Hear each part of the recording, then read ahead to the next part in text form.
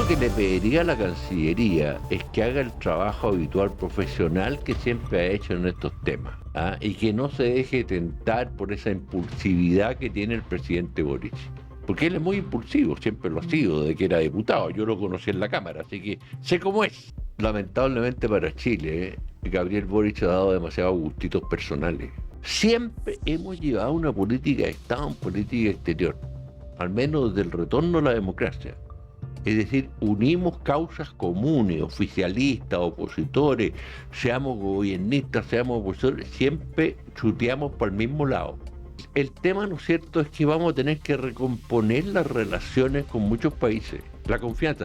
Chile se convirtió en un país confiable, de que su opinión valía realmente, no solo en el continente, ¿eh? Era una opinión escuchada. Pero cuando al presidente de la República critica al rey de España y le echa la culpa del atraso del cambio de mando. Ahí partió todo. Obligó a la Casa Real a sacar una declaración pública. Bueno, continuamos durante este espacio en la entrevista en profundidad, realizando un análisis un poco más detallado, más calmo de los temas que hablamos en la primera parte de Conexión Global. Y nos encontramos con un hombre que de relaciones internacionales sabe, ha dedicado su vida, su carrera en gran parte a que Chile tenga una política, y ojo con esta palabra, una política de Estado, sin importar si somos de derecha, si somos de izquierda, de donde seamos, somos chilenos y representamos cuando hablamos en temas internacionales al país. El ex embajador y ex parlamentario Jorge Tarut de Carret nos acompaña el día de hoy. Jorge, para mí es un privilegio porque... Gracias, muchas gracias por la invitación. Puedo decir que lo considero un amigo y un hombre del cual yo he aprendido mucho y tengo la oportunidad de decírselo en on. Y es recíproco. Muchas gracias, Jorge. Estamos con el logo de Naciones Unidas porque ha sido el lugar que ha llamado la atención durante esta semana en los discursos y todo eso, pero aprovechando que tenemos la oportunidad de conversar y que ya cada vez queda menos para la entrega de este gobierno el 11 de marzo, me gustaría que aprovecháramos de hablar de eso. ¿Cuál es su análisis, su evaluación de lo que ha sido la gestión de esta administración en materia internacional, teniendo como corolario final la presentación en Naciones Unidas de la expresidenta Michelle Bachelet? Bueno, la expresidenta Bachelet conoce bien Naciones Unidas. Ella fue directora de ONU Mujer, ¿no es cierto?, también, ¿no es cierto?, alta comisionada de Derechos Humanos, conoce Naciones Unidas.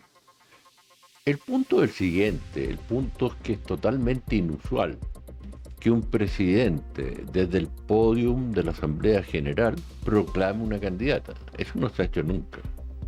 Esto se trabaja siempre en forma reservada, silenciosa, pero no se hace de esa forma. Yo como embajador participé en muchas candidaturas de Chile a organismos internacionales. Entre ellas, por ejemplo, la de Juan Somavía a la Organización Internacional del Trabajo. Yo era embajador en Australia, pero la Cancillería me pidió que yo vaya a reunirme, ¿no es cierto?, con el ministro del Trabajo del Consejo de Cooperación del Golfo, porque él estaba a cargo de los 6 votos del Consejo.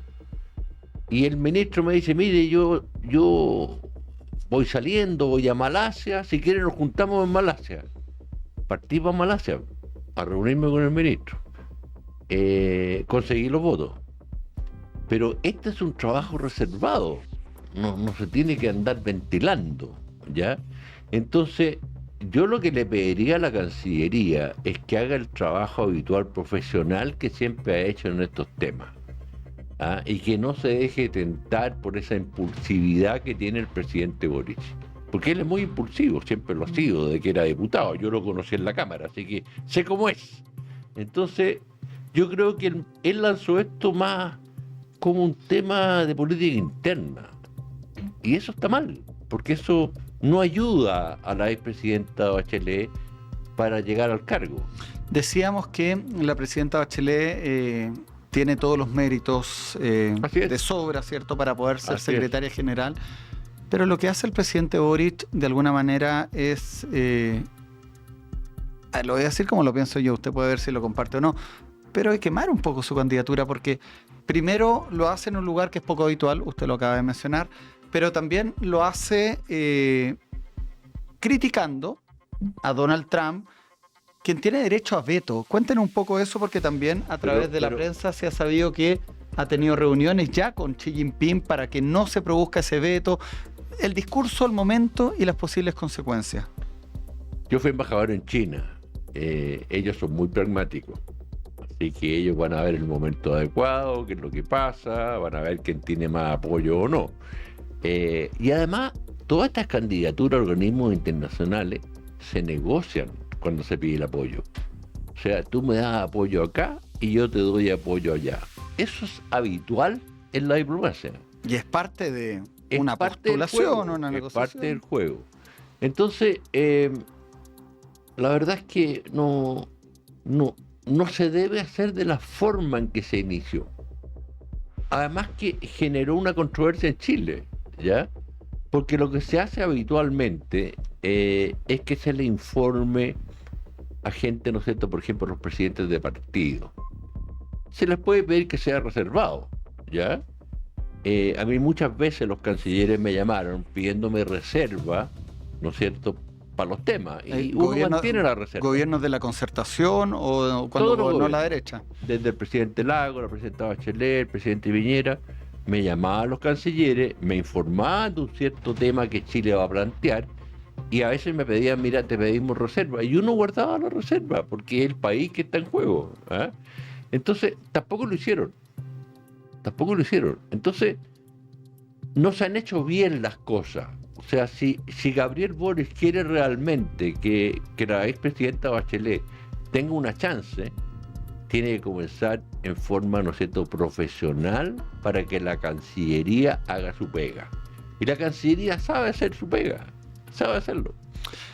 Yo revisaba, Jorge, un artículo de prensa que incluso en el año 2015 ya mencionaban a Michelle Bachelet como una eventual candidata para la Secretaría General, por lo tanto méritos tiene. Sin embargo, aquí obviamente que hay plazos que se tienen que cumplir, y más allá de los plazos que tiene Naciones Unidas, que es para el próximo año, en el reemplazo del 2027 asumiría este secretario general, hay un plazo que tenemos nosotros que es el 11 de marzo. Y pase lo que pase, el 11 de marzo gana Janet Jara, José Antonio Kast, Evelyn Matei y Johannes Kaiser, no va a gobernar el Frente Amplio. Por lo tanto, va a ser el próximo gobierno que van a tener que definir, ¿cierto?, si es que quieren continuar una candidatura así. ¿Cuánto cuesta una candidatura a secretario general de la ONU y en qué compone el famoso negociación, lobby, han dicho algunos directamente, para poder llegar a este cargo? Bueno, una campaña a secretaria general es cara. Yo te di un ejemplo, ¿no es cierto?, para la campaña Juan Somavía. Exacto. Desde Australia a Malasia, hotel, etcétera, es un costo. O sea, el país tiene que enviar muchos emisarios de nivel a muchos países del mundo. Y resulta que no solo está el riesgo de un veto de Trump, lo que veo difícil que lo haga, pero Estados Unidos tiene influencia en los votos en Naciones Unidas, como tiene influencia China también, ¿ya? Entonces, sí es cara, y como te digo, el tema es trabajarlo como se debe hacer. Michelle Bachelet debería ser secretaria general de Naciones Unidas. Tuve cumpleaños a comienzo de semana, el día lunes, cumplió 64 años. Ella haría un buen papel, porque conoce los temas, ¿ah? Ciertamente, pero hagamos las cosas como se deben hacer y no solamente, ¿no es cierto?, con mucho fuego artificial y aspavientos, etcétera. Que la apoye Petro, yo no sé si ayuda mucho, la verdad. O sea, va marcando, digamos, un sector que no va a tener mucha influencia. Boric no solo criticó a Estados Unidos, también criticó a la Unión Europea. Claro. La criticó, ¿no es cierto?, porque ellos van, ¿no es cierto?, a armarse mejor, porque ellos tienen un tremendo temor a Putin. Putin está violando el espacio aéreo con aviones, con drones, tocando de Polonia, de Rumania, es decir, de varios países. Entonces, y el presidente de Chile va y los critica. Por favor, Entonces, bueno, además que los ninguneó durante un año para renovar el acuerdo de asociación política y económica con la Unión Europea. Un año de ninguneo. No puede ser. Ahí no viene, de alguna manera, Jorge, usted me ha dado el pie para llevarle un tema que no es tan contingente, pero que sí era parte de la primera pregunta. ¿Cómo se han llevado las relaciones internacionales en esta administración? Dejando el corazón político de cada uno en la mesa, pero poniendo, ¿cierto?, un análisis frío. Bueno, yo creo que, lamentablemente para Chile, Gabriel Boric ha dado demasiados gustitos personales. O sea, no ha llevado una política de Estado. Siempre hemos llevado una política de Estado, una política exterior, al menos desde el retorno a la democracia. Es decir, unimos causas comunes, oficialistas, opositores, seamos gobiernistas, seamos opositores, siempre chuteamos por el mismo lado, ¿ya? Y esa era una gran ventaja. Yo recuerdo cuando íbamos con los presidentes al exterior, sea con Ricardo Lagos, Michelle Bachelet o Sebastián Piñera, la gente veía qué fantástico que en Chile puedan estar todos juntos, desde la izquierda a la derecha, y unirse por el país. Bueno, como el presidente que tenemos hoy día se da tantos gustitos personales, él dejó lo que es una política de Estado, y eso tenemos que recuperarlo. Tenemos que recuperar de que la política exterior sea de Estado, que participen todos los sectores políticos, porque aquí se trata del país, no se trata de una persona. Entonces, yo creo que no le ha hecho bien y que en el fondo el tema, ¿no es cierto?, es que vamos a tener que recomponer las relaciones con muchos países, la confianza. Chile se convirtió en un país confiable, de que su opinión valía realmente, no solo en el continente, era una opinión escuchada. Pero cuando al presidente de la República critica al rey de España y le echa la culpa del atraso del cambio de mando, Ahí partió todo. obligó a la Casa Real a sacar una declaración pública. Mira, el actual rey, a quien yo conocí como príncipe, estuve varias veces con él, y él vino siempre a Chile, ¿no es cierto?, para los cambios de mando. Claro. Llegaba 45 minutos antes. Yo me iba a conversar con él para entretenerlo un rato. Entonces, tiene que haber ofuscado mucho. Bueno, y cuántas otras cosas que realmente han cometido desaguisados muy profundos. Entonces, hay que recomponer la relación de buen nivel, de amistad con nuestros socios tradicionales. Tenemos que recomponer la relación con Argentina. No puede ser con nuestro principal país vecino que los presidentes ni siquiera se puedan hablar. No puede ser. Hay que buscar fórmulas de recomponer esa relación y de no entrometerse en los asuntos internos de otros países, como también se hizo con Perú. Entonces, por favor, ha habido un manejo realmente muy desequilibrado, A ver, muy ideológico. Antonia Urrejola, primera canciller, primera mujer canciller en la historia de nuestro país. Soledad Alvear. Soledad Alvear tiene toda la razón. De esta administración, y luego viene el ministro Alberto Van Claveren, un hombre que era conocido en el circuito. En el caso de Urrejola, claro, ella era más de la OEA, quizás de un sector más proclive a José Miguel Insulza, pero Alberto Van Claveren era un nombre de absolutamente transversal en lo que fue la demanda de El Haya. Su evaluación. Bueno, Alberto tiene una tremenda trayectoria y experiencia en política exterior. Él comenzó como director de planificación en Cancillería. Yo trabajé mucho con él cuando él era embajador ante la Unión Europea, porque era la única misión que yo cumplía por la Cámara, porque yo estuve desde el inicio en ese tema con la Unión Europea. Y también porque fui a petición del gobierno a conversar con eurodiputados, diputadas de todos los partidos, cuando Evo Morales iba a ir al Parlamento Europeo. Y Alberto fue el que me preparó la agenda, me entrevisté como 20 y tantos parlamentarios de todas las nacionalidades, Contando explicando nuestra la postura de versión. Chile, conforme al derecho internacional. Ahora, el problema es que no debe ser fácil trabajar con Gabriel Boric, porque él es muy llevado a su idea, es tajante, Mira, te voy a dar un solo ejemplo. Yo fui el diputado informante del visa waiver en la sala de la Cámara. ¿Qué significa ser el diputado informante? El diputado que informa del proyecto, Perfecto. de lo que era el visa waiver. Aprobado por casi unanimidad, menos un voto. ¿Quién votó en contra? Gabriel Boric. Ah. Bueno, entonces debe ser muy difícil trabajar por él. Nadie entendía por qué lo votó en contra. Unánime. Bueno, ocurrió algo parecido al comienzo del gobierno con los tratados, el entonces TPP-11. También lo demoraron. Todo esto es un sentir ideológico de los 60, Ya. que fracasó rotundamente, pero que revivió con algunos del Frente Amplio. Eso es lo que pasa.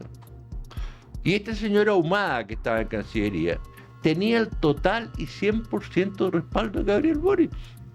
Hablaba por Gabriel Boric. Una carta blanca. Total. Ahí ni la canciller se atrevía. Jorge, estamos con Jorge Tarut, que ha sido embajador en diferentes países. Hablábamos recién de su paso por China, en países árabes también. Y ahí hay un tema que es interesante y que, digamos que estuvo también presente en la Asamblea General de las Naciones Unidas, que fue el reconocimiento de Palestina. Han habido, obviamente, de cierta manera, países occidentales que lo han reconocido en esta última asamblea, en la 80 de las Naciones Unidas, pero Chile lo hizo el año 2011. Yo sé que usted tiene una historia que contar con ese reconocimiento, primero como político y también como descendiente del mundo árabe. Bueno, Chile lo hizo por el presidente Sebastián Piñera. Y ya son 160 países que han reconocido el Estado de Palestina. Chile ha mantenido una sola postura en todos los gobiernos.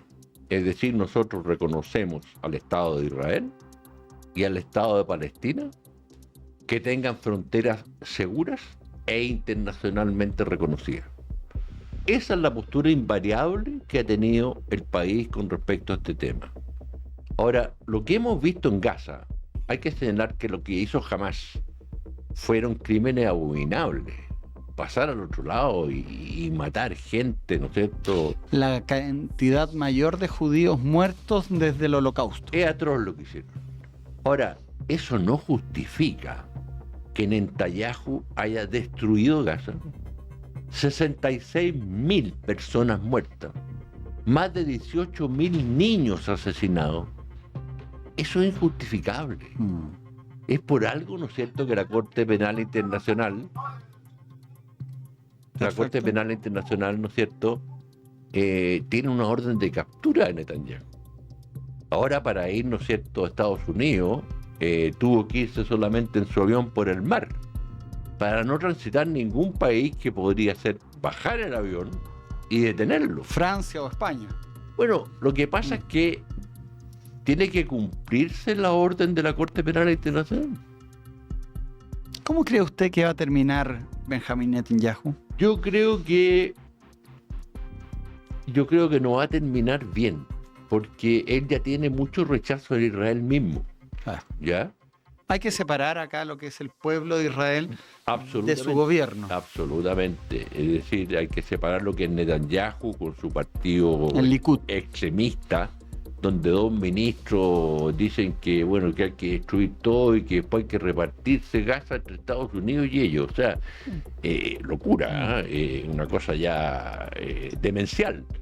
Entonces, eso la comunidad internacional no lo va a aceptar. Y por lo tanto, en algún momento a él lo van a votar del gobierno. Y ahí quedará sin fuero. Y ahí queda sin nada. Y por lo tanto, yo creo que no va a terminar bien. Mira. Y la corte va a seguir detrás de él. Sí, claro. Igual que Putin. Si Putin también tiene una orden de aprehensión de la corte. ¿Ya? Oiga, pero... Y por eso que viaja bastante poco. Aprovechando de que estamos hablando de los palestinos y todo esto, que la polémica que provocó, ¿cierto?, con Evelyn Matei, Chile reconoce al Estado palestino el año 2011. Uno tendería a pensar, Jorge, que podría haber sido más afín incluso a gobiernos de la Concertación. Usted participó en gobiernos de la Concertación, claro, pero lo hace finalmente Sebastián Piñera. ¿Cómo es esa historia que usted conoce? Bueno, yo creo que Piñera tuvo el coraje de hacerlo. Y en los gobiernos de la Concertación estaban dubitativos de ¿Por hacerlo. qué? Habría que preguntarle a los presidentes y presidentas por qué no lo hicieron. Ya, ¿verdad? mire. Pero estaba, ¿no es cierto?, el ambiente como para hacerlo. ¿ya? ¿Y cuál fue el texto, cuál fue el peso, cuál fue el consejo que usted dio en su momento cuando se empezó a hablar de manera reservada el reconocimiento de Chile al Estado palestino? Incluso hubo una gira donde usted participó. Mi consejo al presidente Piñera fue reconocer las resoluciones de Naciones Unidas, irnos por ese lado, y las fronteras del 67. Ese fue el consejo que yo le expresé cuando el presidente me consultó, evidentemente.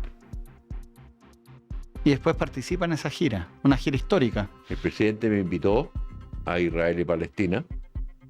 Yo no conocía, no había estado nunca. Y el presidente fue en un discurso en Ramallah, me acuerdo, muy efusivo apoyando la causa palestina, lo que evidentemente a Netanyahu no le gustó mucho, pero bueno, el presidente de Chile, punto. Qué curioso que el presidente Boric no haya viajado a Palestina teniendo una posición tan marcada, proclive, es su pensamiento, y en Chile relaciones internacionales todavía especie de como de Luis XIV. Lo que dice el presidente se hace y no hay consejo consultivo, no hay congreso ni comisión de relaciones exteriores que tenga un peso. Ellos recomiendan, pero el presidente decide, solo. Bueno, constitucionalmente el presidente es el conductor de la política exterior, pero el Congreso es coadyuvante. Sí. O sea, tiene que considerarlo, ¿ya? De acuerdo. El presidente decide. Pero los presidentes en general siempre han hecho consulta al Parlamento. Siempre recuerdo que los presidentes nos invitaron a conversar, todos los presidentes, a tratar los temas, a escuchar nuestras opiniones. Aquí nada. Aquí nada. Don Gabriel es el que decide, se levanta en la mañana y lo tira nomás.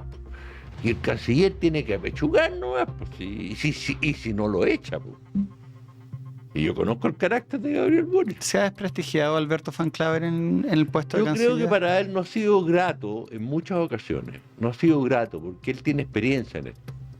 Entonces sabe que las reacciones pueden ser contrarias.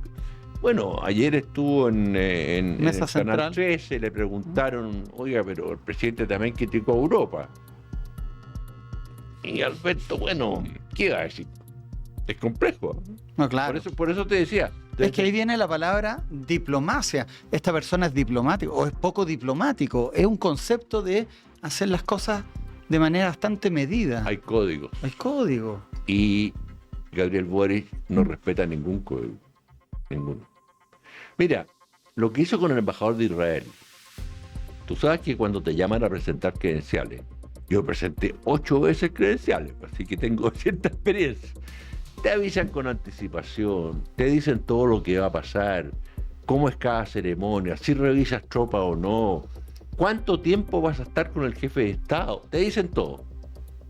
Llaman al embajador de Israel, llega La Moneda y le dicen que no va a presentar credenciales. Eso en ninguna parte del mundo ha sucedido. ¿Qué es lo que debió hacer Gabriel Boric? No haber dado el agreement. Primero, claro, no llamarlo y lo deja de stand-by. Claro. Lo segundo es recibirle las cartas credenciales con una cara, pero muy seria. Y después, cuando se sienta a conversar, le dice todo lo que quiera para que se lo transmita a su gobierno. Esos son los códigos de la diplomacia. Pero eso de dejarlo y echarlo, ya. Ahora, el embajador de Israel era bastante poco convencional. Yo tuve muchos colegas, digamos, de Israel, que eran realmente muy profesionales. El embajador que se fue, para nada, se ponía a tuitear en contra parlamentario. Eso no lo hace un embajador, ¿ya? Eso es absolutamente indebido. Él era demasiado efusivo, tampoco seguía los códigos. Pero lo que hizo el presidente no debió haber sido hecho. Bueno, acá hay momentos que, por ejemplo, cuando va a hablar Benjamín Netanyahu, las delegaciones se retiran. Sí. Eso es un acto diplomático de no estar de acuerdo. Son símbolos. Sí. No le gritan. Eso no... ha pasado en otras oportunidades. Cuando vino pero Helmut aquí, Kohl, ¿se acuerda acá en Chile? Pero aquí hubo bucheo, además. Ya. Lo que es inusual en Naciones Unidas. Mire. Hubo bucheo, sí. Mire. Sí. Ahora, finalizando la entrevista, Jorge, ¿cómo usted cree que tiene que venir el futuro? ¿Y cómo ve usted a los equipos de los diferentes candidatos presidenciales en relaciones internacionales? ¿Dónde deberían poner los énfasis? Si usted se acuerda, la constitución que se rechazó, la del apruebo y el rechazo, decía Chile que tenía que tener su matriz principal, su mayor cercanía con América Latina, cosa que es como apelar a la demanda interna. Bueno, mira, afortunadamente esa constitución se rechazó por el 62%. Nosotros somos un país esencialmente exportador. ¿Y exportador hacia dónde? Hacia Estados Unidos, hacia Europa, hacia el Asia, fundamentalmente a China. China es nuestro primer socio comercial. En consecuencia, la verdad es que hasta el momento no se ha hablado casi nada de política exterior en las candidaturas. Han estado más bien en la cosa chica, pero ¿y a dónde está el mundo? ¿Dónde está el mundo? Es muy importante la política exterior para Chile. Muy importante. Sumamente importante, por lo tanto, te lo reitero. Lo primero es que Chile recomponga su relación y recupere la confianza que la comunidad internacional nos tenía. Es decir, cuando un presidente te demora un año la renovación de un acuerdo en que los europeos no entendían por qué. Es decir, los embajadores de Europa me decían, ¿qué le pasa a Chile? No entendían nada. Nada. Entonces, tú tienes que recomponer esa confianza, ¿ya? Y eso es muy importante. La política exterior en un país esencialmente exportador, también tenemos que abrir nuevos mercados, más mercados. India ahí se ha convertido en una especie como de joya. Que ha sido por etapas, porque en varios gobiernos han habido apertura a cierto grupo de productos. Ya, ojalá lleguemos a algo más amplio con la India. Pero mira, espero que los candidatos presidenciales ya den a conocer, ¿no es cierto?, sus programas definitivos. Su programa definitivo en política exterior. Pero no sé por qué en los medios, en los debates, nadie hace ninguna pregunta de política exterior. La verdad es que me cuesta comprenderlo. No, quizás no genera la pasión para nosotros y no han Pero visto igual tiene que ser tratado. O sea, si tú has tenido 2 horas de debate, por favor, una preguntita que sea. Oiga, lo mencionamos, pero la situación de Gustavo Petro, no quiero dejarla fuera, con un megáfono en Naciones Unidas, si la Asamblea número 80 va a cumplir 80 años ahora en octubre, la creación de Naciones Unidas tuvo cosas fuera de la diplomacia, esto se gana el premio. ¿Cómo lo ve usted y la situación de un mandatario que le cancelan la visa? Es inaceptable para cualquier país del mundo que un presidente, ¿no es cierto?, llame a la rebelión de las Fuerzas Armadas de un país. Es completamente inaceptable.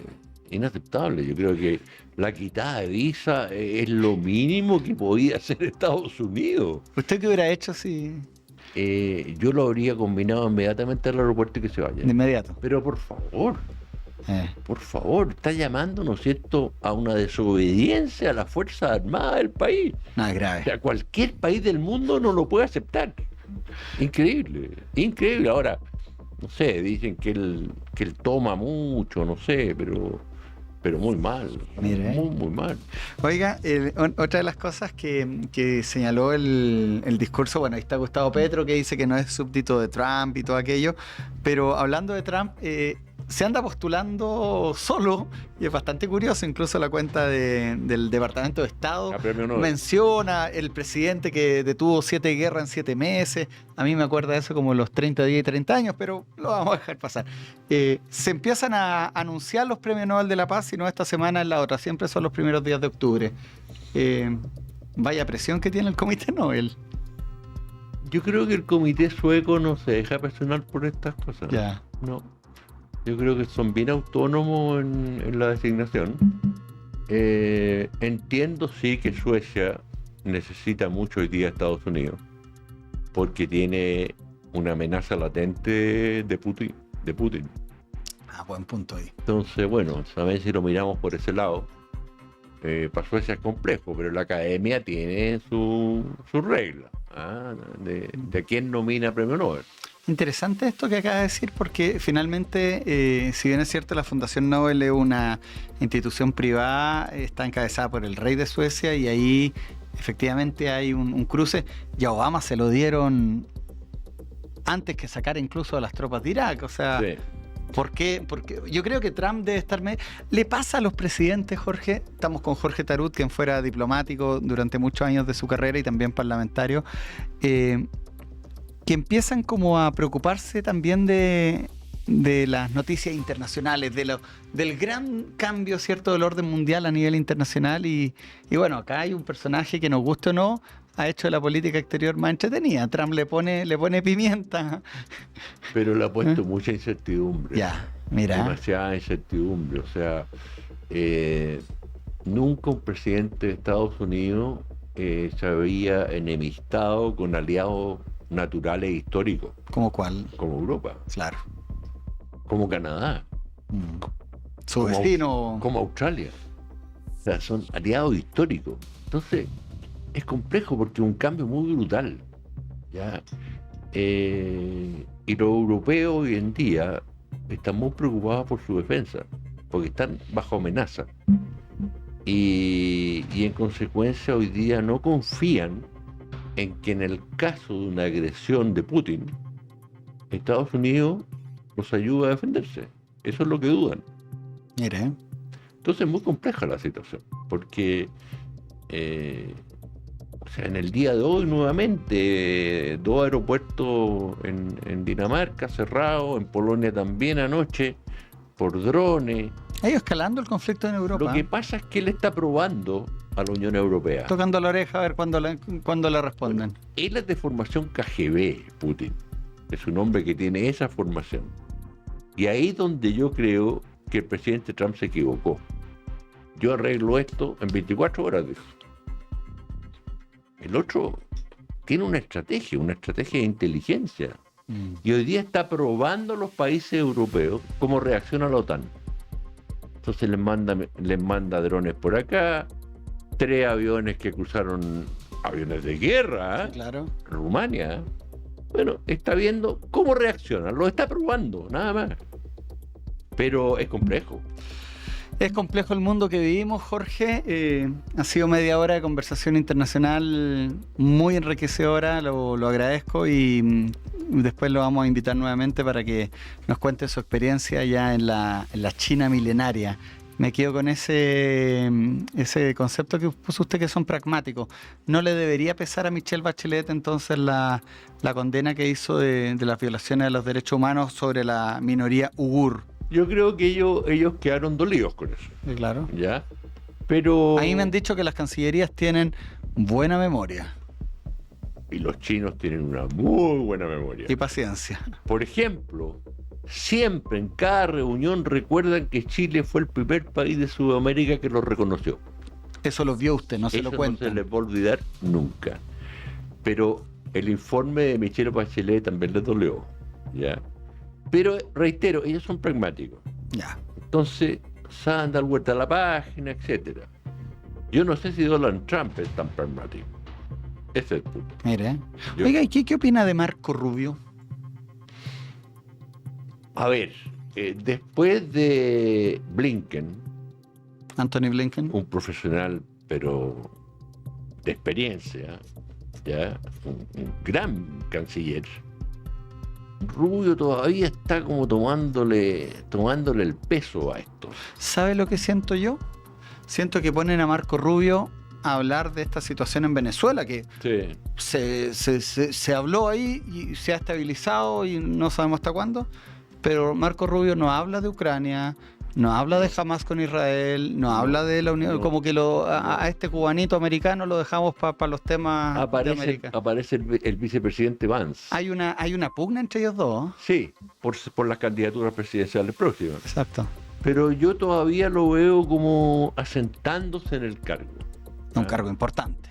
Y reitero, después de un gran profesional como Blinken, un tipo con una experiencia diplomática pero increíble, y que hizo un buen papel. Interesante. Jorge, yo le agradezco su tiempo. Gracias por la invitación. Un orgullo, un gusto conversar con usted. Saludo a Dominique. Muchas gracias. Y espero que igual a Carla nos podamos encontrar ahí para conversar de otros temas, ¿cierto? Que nos va cruzando la vida. Muchas gracias. Muchas gracias. Bueno, ahí estaba la conversación con Jorge Tarut. Pasamos de lo humano a lo divino en relaciones internacionales. Conversamos de hartos temas, por supuesto, con lo que ha sido el análisis de estos discursos en Naciones Unidas. Nosotros le agradecemos su sintonía junto a Rodrigo Mellado en la producción. Le damos las gracias por ver este programa y nos reencontramos ya la próxima semana.